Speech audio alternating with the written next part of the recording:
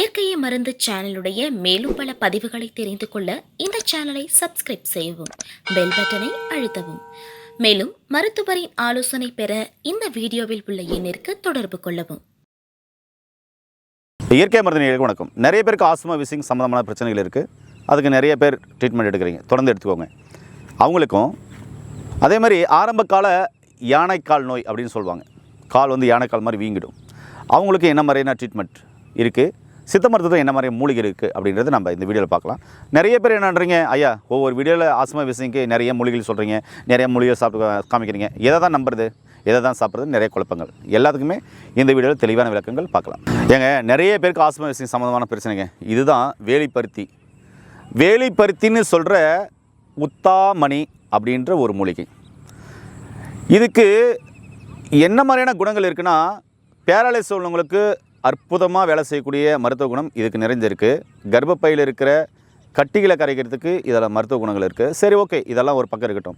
இப்போ நாம் இன்றைக்கி பேச போகிறது என்ன, ஆஸ்துமா விசிங் சைனஸ் பிரச்சனை உள்ளவங்களுக்கு இந்த இலைச்சாறை எடுத்து ஒரு 5 ml அளவு எடுத்து நார்மலாக ஒரு 100 ml தண்ணியில் கலக்கி பெப்பர் தூள் சீரகத்தூள் போட்டு காலை சாப்பிட்ட பின்னாடி ஒரு 50 ml டம்ளரில் கலக்கி தினமும் குடிச்சிட்டு வரலாம். குடிச்சிட்டு வந்தோம்னா ஆஸ்துமா வீசிங் சைனஸ் சம்மந்தமான பிரச்சனை உள்ளவங்களுக்கு மிக அற்புதமாக வேலை செய்யும். ஆனால் நம்முடைய முன்னோர்கள் என்ன செஞ்சாங்கன்னா, இந்த இலையை ஒரு 4-5 இலை எடுத்து ஒரு 4 மிளகு வலித்து அப்படியே கடிச்சு மென்று சாப்பிட சொல்லுவாங்க. இந்த இலையில் காய் ஒன்று இருக்கும், இப்படி கோத்துட்ருக்கும். இந்த காய் சாப்பிட்றதுக்கு மிக அற்புதமாக வேலை செய்யும். அதாவது எப்படி, இந்த காயை சமைச்சு சாப்பிடுவாங்க நம்ம முன்னோர்கள். அதை இந்த இடத்துல உங்களுக்கு நான் ஞாபகப்படுத்துகிறேன். இந்த இலைச்சாறு ஆஸ்துமா வீசிங் சைனஸ் சம்மந்தமான பிரச்சனை உள்ளவங்களுக்கு, நுரையீரல் சம்மந்தமான பிரச்சனை உள்ளவங்களுக்கு மிக அற்புதமாக வேலை செய்யணும்னு சொல்லலாம். அதே மாதிரி இந்த இலையை பறித்து, சரிங்களா, மிளகு பெருங்காயம் போட்டு நல்லா கொதிக்க வச்சு தினமும் காலை மாலை 50 ml குடிச்சிட்டு வந்தாக்க ஆரம்ப கால யானைக்கால் வியாதி உள்ளவங்களுக்கு மிக அற்புதமாக வேலை செய்யும்.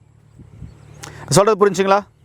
அப்போது ஆஸ்துமா வீசிங் சைனஸ் பிரச்சனை உள்ளவங்களுக்கு இது ஒரு 5 ml சாறு எடுத்து எப்படி ஒரு 50 ml தண்ணியில் போட்டு கலக்கி கொடுக்கின்றதை சொல்லிட்டேன். இதையும் கடைப்பிடிச்சிட்டு வாங்க. இந்த ஆஸ்துமா விசிங் சம்மந்தமான பிரச்சனை உள்ளவங்க இந்த இலைச்சாறு மிக அற்புதமாக வேலை செய்யணும்னு சொன்னேன்.